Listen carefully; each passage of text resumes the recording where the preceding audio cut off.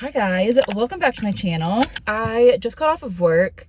I'm feeling a little anxious. My brain is just feeling like this, you know? Does that make sense? I guess if you know, you know. I wanted to show you guys what my evening routine looks like as an introvert who works a very extroverted job. I really gotta like calm myself down in the evenings. And I thought I'd give you guys my tips for those of you who can relate. First step, get in your car, take a deep breath, and drive towards your favorite place in the world, AKA your home. The first thing you do when you get home from your stressful day is you say hello to your child. And if your child is a dog, you take him on a walk. Even if you just want to rot on the couch, because I know that's what I want to do right now, your dog will love you for taking them for a walk, and you will feel better getting some physical activity. I know it's cliche to say that, but it's so true. I feel so much better after a walk. Even if it's the last thing I want to do, I want to just curl up and veg out on the couch, and I'll get to do that. But I was on my butt all day at my job, so getting some steps in, moving my body will actually make me more relaxed. So I'll sleep better tonight. Finn will sleep better because he's getting his steps in. It's a win-win.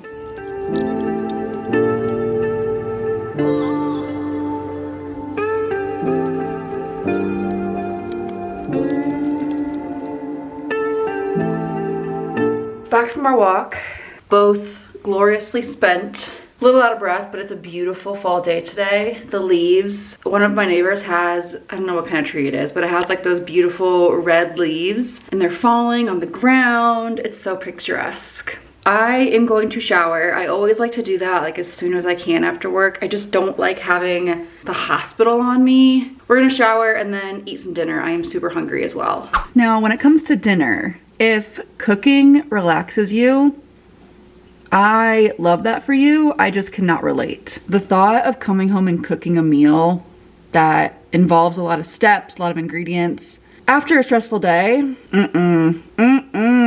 couldn't be me. If you guys have watched my other videos, you know that I am huge on leftovers. Leftovers make my world go round. So after a long day, if it's not Ross and I ordering in or dining out, it is leftovers. Unless Ross is cooking, in which case, cool, that's exciting for everyone. But tonight it's just me. It's girl dinner, so we're doing leftovers. I made this pork loin this week. I actually showed it in last week's video. I did a whole grocery haul from Aldi. It's like this rosemary pork, was it a rump roast? I don't know.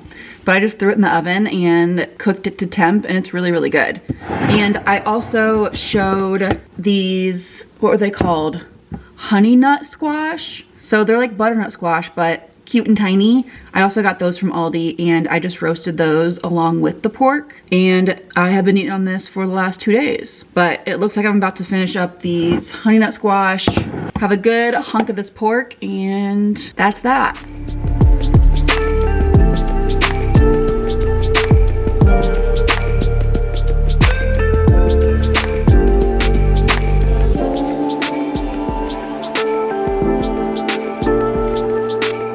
We got this cinnamon honey butter from a local dairy farm we went to a couple weekends ago. It is so good on this squash and like sweet potatoes. Oh, it's amazing. I've also just been having it on my sourdough that I make. Ooh, this would be good on popcorn. I should make some sweet popcorn with this. For my pork, I also want a sauce with that. I've been enjoying this. It's like a Chick-fil-A dupe from Aldi. I also showed that in last week's grocery haul. Also, an anti-anxiety evening needs a fun beverage. I've been loving these Mingle mocktails. These were gifted to me by the brand a few months ago. I've been like slowly sipping on them. They had, oh, I forget which one it was. It was like an orange Paloma or something. That one was really good. This one's cranberry Cosmo, I think. Not my favorite, but still good. I haven't disliked any of them. I was so busy today. I try to have a morning snack and an afternoon snack if I can. I encourage my eating disorder patients to do the same. So I try to practice what I preach. But man, I was so busy today. It was just back to back to back. 0 no-shows, which is good. I'm glad that everyone's coming to their appointments. Mama is just hungry and tired. My patients don't call me mama. That'd be weird.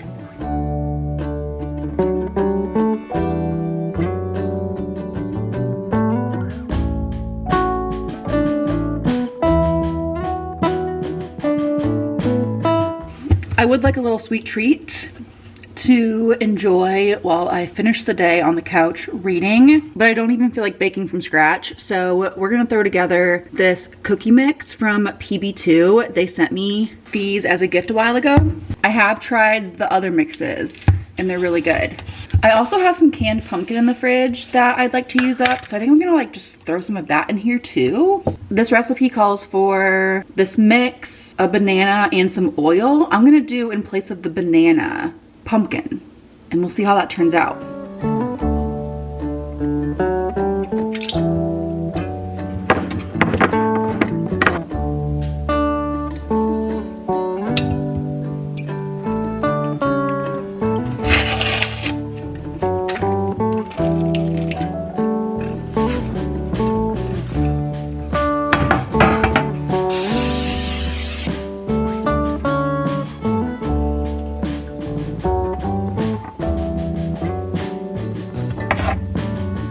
While the cookies bake, I'm going to play a little bit of Sims. I told you guys I recently got back into this game after not playing it since I was, I don't know, in middle school or something. I have been having so much fun. Let me show you some of the dope houses that I bought. One of my favorite recent ones is this one. Are you kidding me? Ooh, my pool is disgusting. Okay, we gotta get someone here to clean this pool. Yeah, take care of that, girl. That's gross.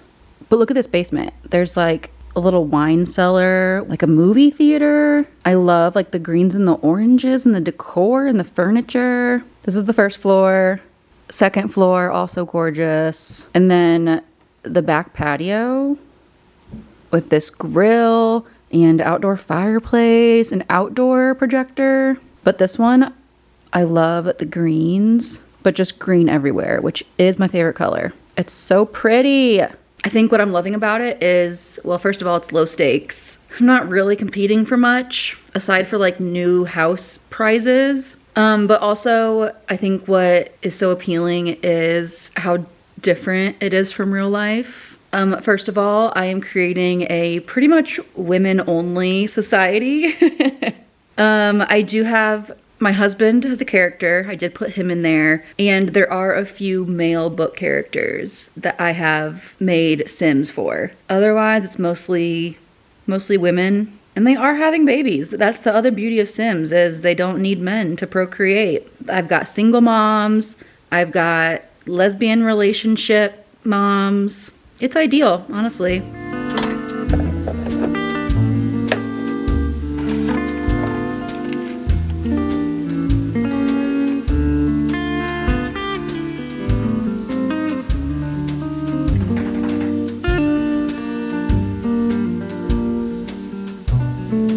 It is now time for the part of the evening where I do not move from this spot until it is time to relocate upstairs to my bed.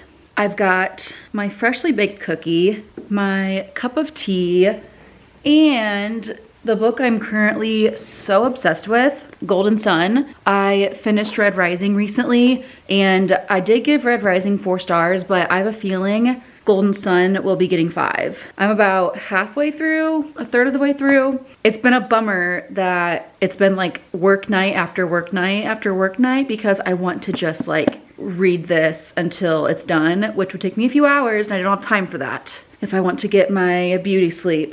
I do have a couple hours now before bed, so I'll put a little bit of a dent in this. And then this weekend I intend to finally finish this. It's so good. I told Ross when I eventually convince him to start reading, because he claims that he hates reading. And I'm always like, yeah, I can tell. He doesn't like that joke very much. But I'm gonna introduce him with Fourth Wing in the Empyrean series, because that was my gateway. That is what completely catapulted me into reading, especially the romantasy genre. And it's a pretty easy read in terms of like fantasy. I'm gonna have him read that first, and then where I was going with this is I'm gonna have him read Red Rising next, because this series does feel very bro-ish.